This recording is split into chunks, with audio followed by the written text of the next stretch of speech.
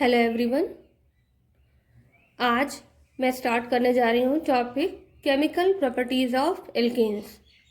Chemical properties of alkanes और chemical reactions of alkane, it is the important topic from the unit hydrocarbon. जो भी alkanes की chemical properties हैं उनको सबसे पहले क्लासिफाई किया गया है डिफरेंट कैटेगरीज में depending on the type of reaction. First is substitution reaction. Substitution reaction का मतलब है इसमें एक सब्सटेंस एल्केन में प्रेजेंट हाइड्रोजन को डिस्प्लेस करेगा या सब्स्टिट्यूट करेगा, रिप्लेस करेगा। जैसे इनऑर्गेनिक केमिस्ट्री में डिस्प्लेसमेंट रिएक्शन होती है, वैसे यहाँ पर सब्स्टिट्यूशन रिएक्शन है जिसमें है हैलोजिनेशन।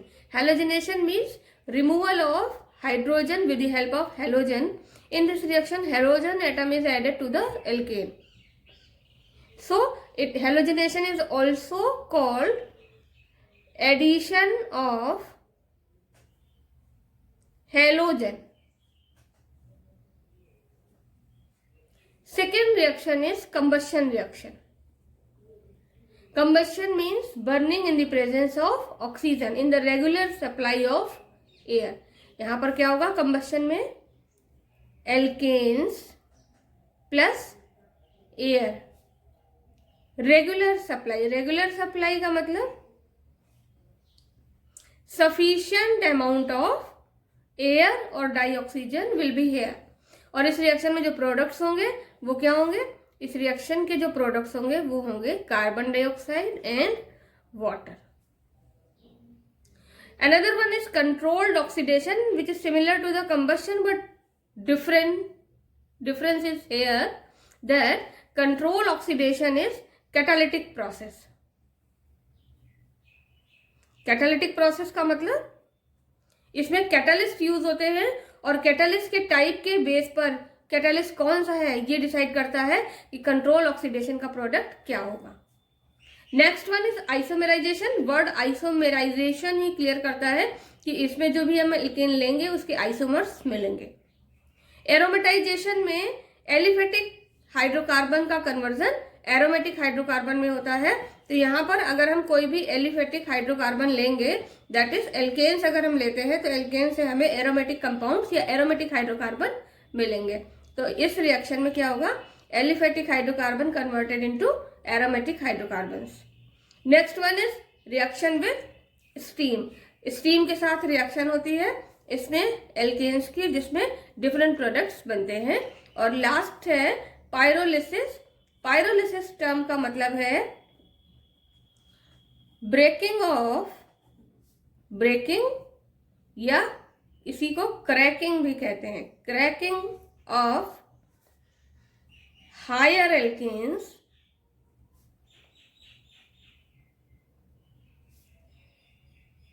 By heating.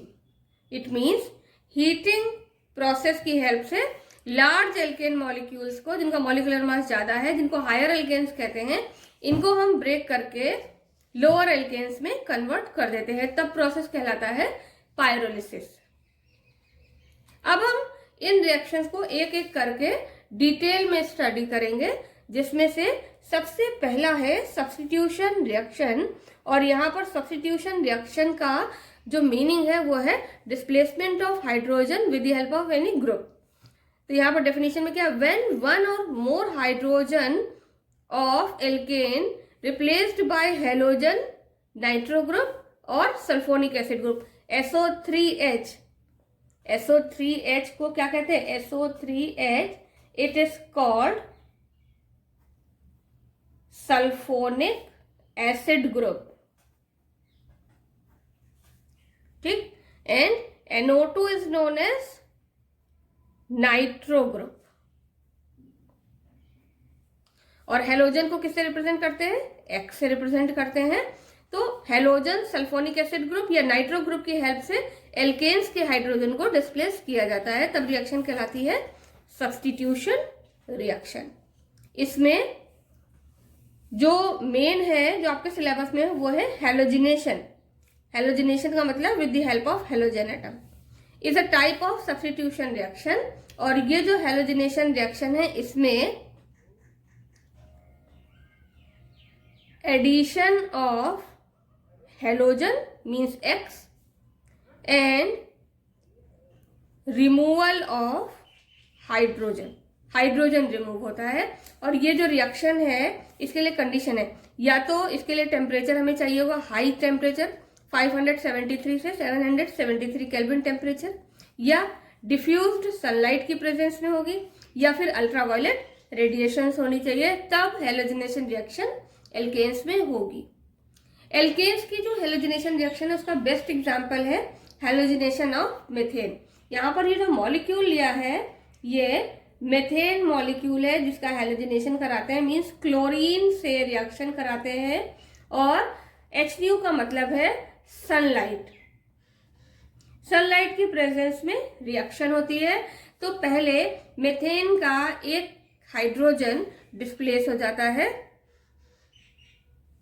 तो बनता है यहाँ पर CH3Cl। यहाँ पर जो प्रोडक्ट बनेगा वो है CH3Cl। यहाँ पर CH4 है, तो इसको आप ऐसे समझ सकते हैं कि कार्बन के साथ जो 4 हाइड्रोजन इस तरह से जुड़े हुए हैं, इसमें से एक हाइड्रोजन को X डिस्प्लेस कर देता है। जो हेलोजन एटम है वो एक हाइड्रोजन को डिस्प्लेस करेगा पहले स्टेप में, तो यहाँ पर बनेगा क्लोरोमीथेन। सेकेंड स्टेप में जो क्लोरोमीथेन है CH3Cl, it is chloromethane, and this chloromethane again reacts with chlorine molecule in the presence of sunlight to give dichloromethane. It is dichloromethane और साथ में बनेगा by product hydrochloric acid. Dichloromethane CH2Cl2 का मतलब बनने का मतलब हुआ कि Cl ने दूसरा हाइड्रोजन भी डिस्प्लेस कर दिया, तब बनेगा CH2Cl2।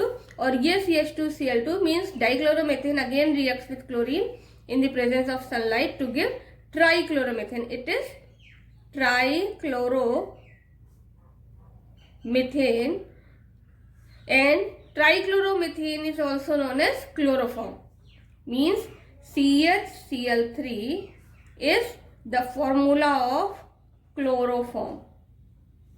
एनेस्थेटिक है क्लोरोफॉर्म, इसका फॉर्मूला ट्राइक्लोरोमेथेन है। और ये जो ट्राइक्लोरोमेथेन है ये फिर क्लोरीन से रिएक्ट करता है HNO मीन सनलाइट की प्रेजेंस में, और बनता है CCl4।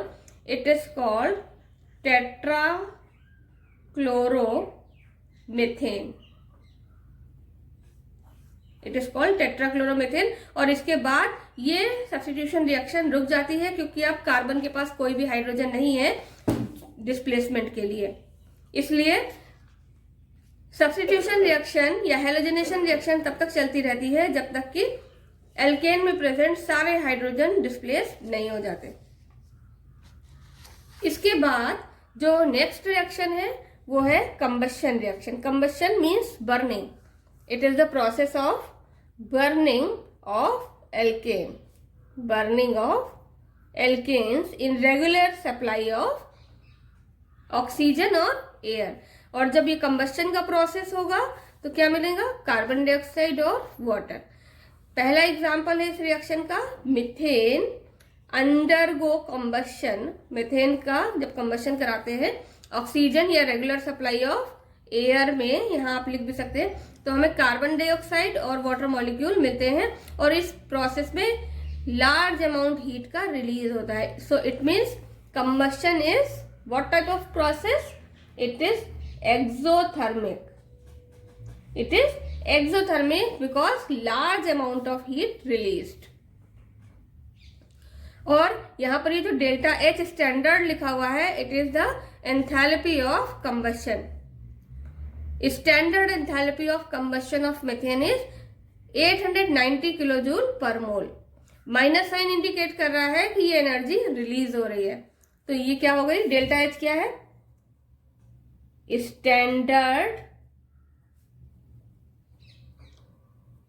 Enthalpy of combustion of methane. CH4। Methane की standard enthalpy of combustion -890 kilojoule per mole. दूसरा एग्जाम्पल है ब्यूटेन का।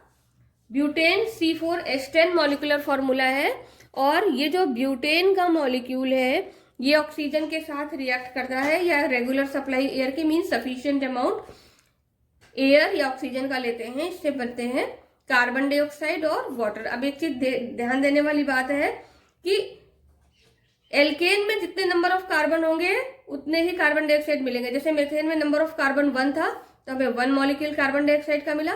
ब्यूटेन में नंबर ऑफ कार्बन 4 है, इसलिए हमें 4 कार्बन डाइऑक्साइड के मॉलिक्यूल्स मिल रहे हैं। इसी तरह से जितने हाइड्रोजन एल्केन में होंगे उसके जस्ट हाफ वाटर मॉलिक्यूल मिलेंगे। मेथेन में 4 हाइड्रोजन एटम थे तो हमें 2 वाटर मॉलिक्यूल यहां मिले थे। ब्यूटेन में 10 हाइड्रोजन एटम प्रेजेंट है तो हमें टोटल 5 वाटर मॉलिक्यूल्स मिल रहे हैं। और ब्यूटेन के लिए स्टैंडर्ड एंथैल्पी ऑफ कंबशन की वैल्यू कितनी है? -2875.84 किलोजूल पर मोल। मीन्स 1 मोल ब्यूटेन का जब जलता है ऑक्सीजन या एयर की प्रॉपर सप्लाई में, तब 2875.84 किलोजूल पर मोल एनर्जी रिलीज होती है। तो जो कंबशन रिएक्शन है इनमें जो एल्केन्स हैं ये हीट बहुत ज्यादा प्रोड्यूस करते हैं, इसीलिए जो एल्केन्स का यूज है these are used as what? Fuel. ये फ्यूल की तरह या ईंधन की तरह यूज किए जाते हैं क्योंकि इनके कंबशन में बहुत ज्यादा अमाउंट एनर्जी का प्रोड्यूस होता है। अब एल्केन के कंबशन के लिए एक जनरल रिएक्शन लिखते हैं जिसमें हमने लिखा हुआ है CnH2n+2। It is the general formula of alkane. N की वैल्यू डिसाइड करेगी कि कितने ऑक्सीजन मॉलिक्यूल यूज होंगे। तो ऑक्सीजन कितने होंगे? 3n+1/2। n water molecule, sorry n carbon dioxide molecule and n+1 water molecules बनते हैं। देख लीजिए, जब हम n की जगह 4 रखेंगे तो हमें ब्यूटेन मिलेगा 3n+1/2। तो n की जगह जब हमने 4 पुटअप किया तो 4 3 12 + 1 13/2 oxygen, 13/2 oxygen. n carbon dioxide, पहले भी बताया मैंने, जितने ब्यूटेन में कार्बन प्रेजेंट है उतने ही कार्बन डाइऑक्साइड मिलेंगे। और n+1 water molecule means n की वैल्यू 4 है तो 5 वाटर मॉलिक्यूल का फॉर्मेशन हो रहा है। तो ये जनरल रिएक्शन से आप किसी भी एल्केन के लिए कंबशन रिएक्शन लिख सकते हैं। इसी के साथ साथ कंबशन में ही एक दूसरा प्रोसेस है इनकम्प्लीट कंबशन। यहां पर ऊपर जो डिस्कस किया है it is complete combustion. It is complete combustion reaction. Complete combustion oxygen या एयर की रेगुलर सप्लाई में होगी, ज्यादा अमाउंट होगा ऑक्सीजन या एयर का। लेकिन जो इनकम्प्लीट कंबशन है उसमें ऑक्सीजन लिमिटेड अमाउंट में होगी। और जब ऑक्सीजन लिमिटेड अमाउंट में होगी तब मीथेन के कंबशन से मिलेगा हमें कार्बन मींस कोक और वाटर मॉलिक्यूल। इनकम्प्लीट कंबशन में कार्बन डाइऑक्साइड का फॉर्मेशन नहीं होगा। अब बारी आती है कंट्रोल्ड ऑक्सीडेशन। ये बहुत इंपॉर्टेंट रिएक्शन है। It is very important reaction for conversions as well as in the process of oxidation also it is very important. ये जो कंट्रोल्ड ऑक्सीडेशन है ये कैटालिटिक ऑक्सीडेशन रिएक्शन है। कैटालिटिक ऑक्सीडेशन रिएक्शन का मतलब है रेगुलर सप्लाई ऑफ एयर और oxygen लेते हैं, हाई प्रेशर की कंडीशन होती है और कैटालिस्ट प्रेजेंट होते हैं। कैटालिस्ट ऐसे सब्सटेंस होते हैं जो किसी रिएक्शन के रेट को चेंज कर देते हैं और रिएक्शन को किसी पर्टिकुलर प्रोडक्ट के लिए डायरेक्ट करते हैं। मतलब एक कैटालिस्ट एक तरह का प्रोडक्ट बना सकता है, दूसरी तरह का प्रोडक्ट अगर हमें चाहिए तो दूसरे कैटालिस्ट की जरूरत पड़ेगी। तो यहाँ पर कुछ कैटालिस्ट है। पहला है कैटालिस्ट कॉपर ए, दूसरे में B catalyst molybdenum oxide MO2O3 और सी कैटालिस्ट है मैग्नीज एसीटेट और डी कैटालिस्ट है KMnO4 पोटेशियम परमैंगनेट। तो आपको ABCD 4 कैटालिस्ट याद रखने हैं जो एल्केन के ऑक्सीडेशन में यूज होते हैं। कंट्रोल्ड ऑक्सीडेशन होता है। मीथेन का जब हम कंट्रोल्ड ऑक्सीडेशन कराते हैं तो ऑक्सीजन भी होगी ऑक्सीडेशन रिएक्शन में। 523 केल्विन टेम्परेचर, 100 एटमॉस्फेरिक प्रेशर और साथ साथ कॉपर कैटालिस्ट की प्रेजेंस में, तो हमें प्रोडक्ट मिलता है मेथेनॉल। लेकिन उसी मेथेन का ऑक्सीडेशन अगर molybdenum oxide, it is molybdenum oxide, molybdenum oxide की प्रेजेंस में जब ये ऑक्सीडेशन होता है मेथेन का, फिर वही रिएक्टेंट है। तो देखिए अब यहां पर जो प्रोडक्ट है वो है मेथेनल। दोनों में डिफरेंस है, ये एल्डिहाइड है, methanal is aldehyde and methanol is alcohol. तो क्या चेंज किया? सिर्फ कैटालिस्ट चेंज किया, रिएक्शन की कंडीशंस चेंज की और कैटालिस्ट चेंज किया। कॉपर की प्रेजेंस में मेथेन से मेथेनॉल बनता है एल्कोहल, और मॉलिब्डेनम ऑक्साइड की प्रेजेंस में मेथेन से मेथेनल मींस एल्डिहाइड बनता है, और मेथेनल का ही दूसरा नाम है फॉर्मल्डिहाइड।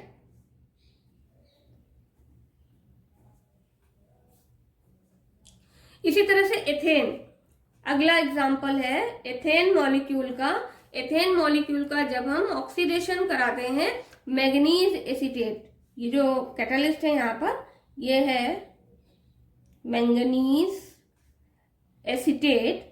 मैंगनीज एसीटेट की प्रेजेंस में जब रिएक्शन होती है तो प्रोडक्ट बनता है एथेनोइक एसिड। अब देखिए एथेन से एथेनोइक एसिड बन रहा है, तो कन्वर्जन में भी यूज हो सकता है ये रिएक्शन कि एथेन से एथेनोइक एसिड मैंगनीज एसीटेट की प्रेजेंस में ऑक्सीडेशन कराने पर बनता है। एथेन से ही एथेनोइक एसिड बन रहा है, इट मींस एथेन में नंबर ऑफ कार्बन कितने हैं? 1 और 2, और एथेनोइक एसिड में भी नंबर ऑफ कार्बन 2 है। इट मींस कार्बन की जो संख्या है, जो कार्बन एटम का नंबर है, रिएक्टेंट और प्रोडक्ट दोनों में सेम है। अब अगली बारी आती है हायर एल्केन की या ब्रांच्ड एल्केन।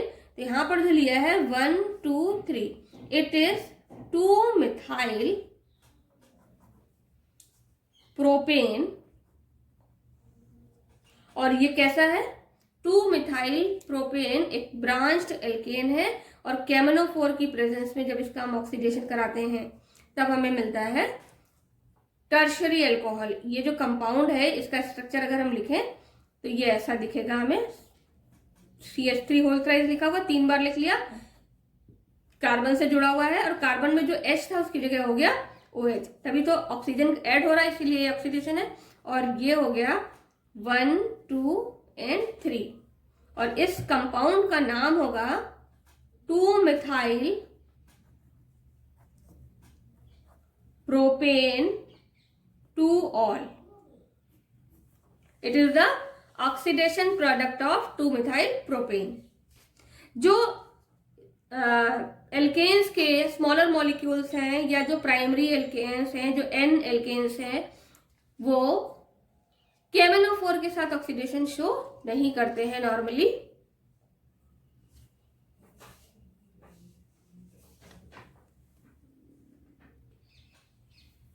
अब अगली रिएक्शन है आइसोमराइजेशन। आइसोमराइजेशन रिएक्शन, इसका मतलब है conversion of alkane molecule into its chain isomers is called isomerisation. It means जो नॉर्मल चेन है एल्केन्स की, वो चेंज हो सकती है किसमें? आइसो चेन में या नियो चेन में, डिपेंडिंग ऑन द कंडीशन। तब प्रोसेस कहलाएगा आइसोमराइजेशन। अब यहां पर लिया हुआ है N hexane CH3 CH2 whole 4 CH3। तो N हेक्सेन को आप ओपन करके भी लिख सकते हैं, जिन बच्चों को नहीं समझ में आता है ऐसे, वो ऐसे लिख सकते हैं CH3 CH2 होल 4 का मतलब है 4 टाइम्स आपको CH2 लिखना है, इस तरह से। And last CH3 1 2 3 4 5 and 6, it is N hexane.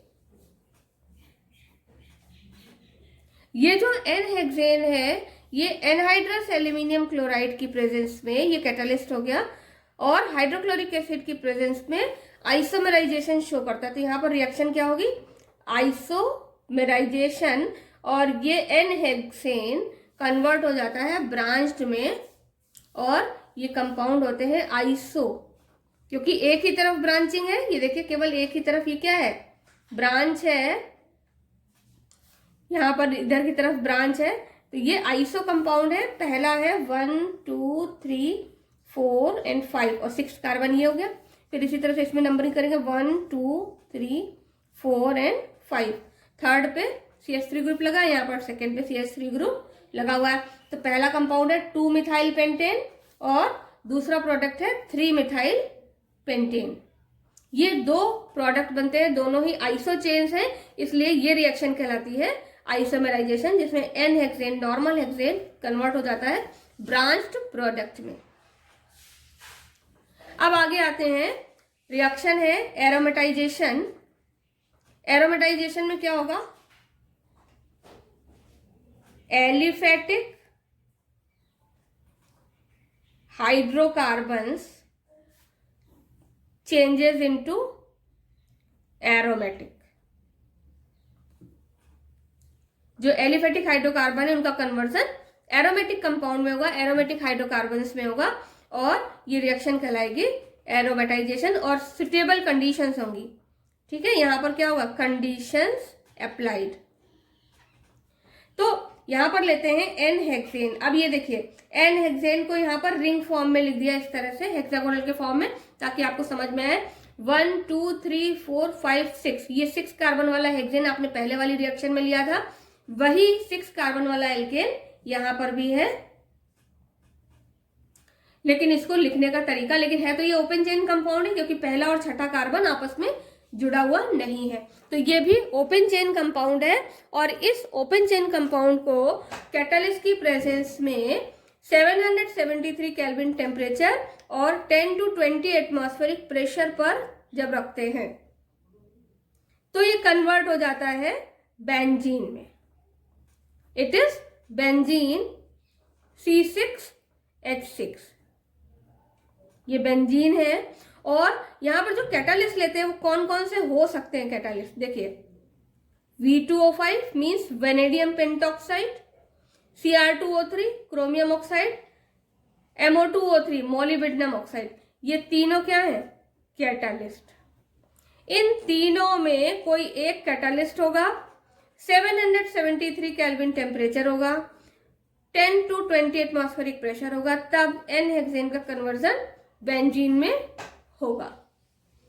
Catalyst आपको केवल एक लिखना है, यहाँ पर 3 कैटालिस्ट आपको बताए गए हैं, तीनों में से जो आपको याद रह जाता है वो आप रिएक्शन में लिख सकते हैं, कोई बाउंडेशन नहीं है कि आपको तीनों ही लिखने हैं। इसके बाद नेक्स्ट रिएक्शन है reaction with steam. Reaction with steam में जो पहली रिएक्शन है, रिएक्शन विद स्टीम में एक ही रिएक्शन यहां पर मैंने दी हुई है, CH4 मीथेन की रिएक्शन स्टीम के साथ कराते हैं। यहाँ पर ये H2O स्टीम है, वाटर नहीं है, यहाँ पर ये गैसेस स्टेट में है। स्टीम क्यों गैसेस स्टेट में हो जाता है, क्योंकि यहाँ जो टेम्परेचर हमने लिया है वो है 1273 केल्विन। हाई टेम्परेचर पर वाटर स्टीम के फॉर्म में ही एग्जिस्ट करेगा। निकल कैटालिस्ट है, it is catalyst. And high temperature condition methane convert हो जाता है कार्बन मोनोऑक्साइड और डाइहाइड्रोजन में, ये हो जाती है मेथेन की स्टीम के साथ रिएक्शन। ये जो मेथड है ये डाइहाइड्रोजन बनाने का इंडस्ट्रियल मेथड है, it is industrial method to prepare hydrogen gas. इसी तरह से नेक्स्ट रिएक्शन है pyrolysis. The next reaction is pyrolysis. Pyrolysis का मतलब मैंने पहले भी बताया था, breaking of compound with the help of heat. It is a decomposition reaction जिसमें higher alkane in the presence of heat changes into lower alkane. तो यहाँ पर जो एल्केन लिया हुआ है वो है हेक्सेन, ये हायर एल्केन है C6H14।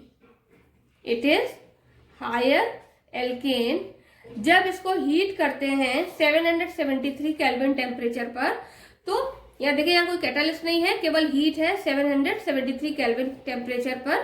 तो हेक्सेन का ये मॉलिक्यूल ब्रेक होता है C6H12, it is hexene. C6H12 molecular फॉर्मूले से देख लीजिए, हेक्सीन का फॉर्मूला है और साथ ही साथ हाइड्रोजन गैस रिलीज होती है। C4H8 ब्यूटीन और C2H6 ethane, and last C3H6 propene, C2H4 ethene and CH4 methane.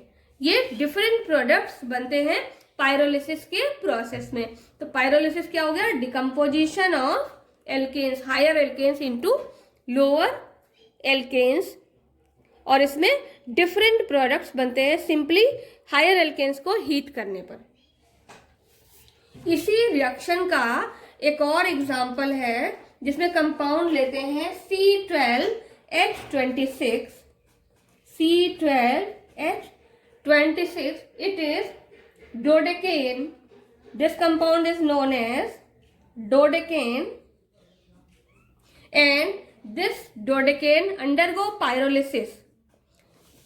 It undergo pyrolysis at 973 Kelvin temperature, and platinum, either platinum, palladium और निकेल, तीनों में से कोई एक कैटालिस्ट लेंगे। यहाँ पर कैटालिस्ट की जरूरत पड़ती है और इसमें बनते हैं C7H16 and C5H10 plus other products. कुछ बाई प्रोडक्ट्स भी बनते हैं। तो ये C7H16 क्या हो गया? It is heptane, and C5H10 is pentene. ये पेंटीन। अदर प्रोडक्ट्स का मतलब बाई प्रोडक्ट्स कुछ और भी हो सकते हैं, लेकिन प्रोडक्ट हमने क्या लिया? 12 कार्बन वाला कंपाउंड लिया डोडेकेन, और इससे हमें 7 कार्बन और 5 कार्बन की ये 2 हाइड्रोकार्बन्स मिले, और साथ ही साथ कुछ बाई प्रोडक्ट्स भी। कब मिलेंगे? जब हम पायरोलिसिस कराएंगे कैटालिस्ट की प्रेजेंस में 973 केल्विन टेम्परेचर पर। तो इसी के साथ chemical properties alkane topic complete होता है। Thank you.